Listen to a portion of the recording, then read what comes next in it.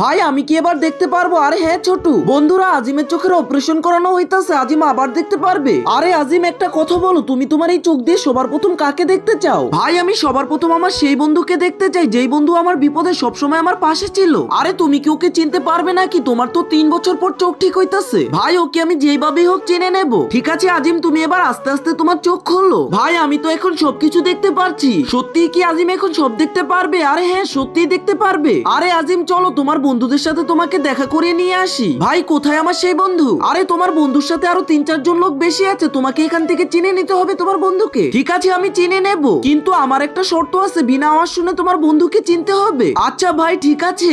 তার আগে গাইজ এটি একটি ইসলামিক ও শিক্ষণীয় ভিডিও। এই ভিডিওতে কোনো খারাপ কিছু দেখানো হয়নি, তাই কেউ লাইক সাবস্ক্রাইবও করে না। তো বন্ধুরা তোমাদের কাছে যদি ভিডিওটি ভালো লেগে থাকে তাহলে ভিডিওটিতে লাইক করে চ্যানেলটি সাবস্ক্রাইব করে দাও এবং তোমার সুন্দর নামটি কমেন্টে লিখে দাও। ঠিক আছে এবার বলো এখানে তোমার বন্ধুটাকে। ভাই এটা তো খুব সহজ।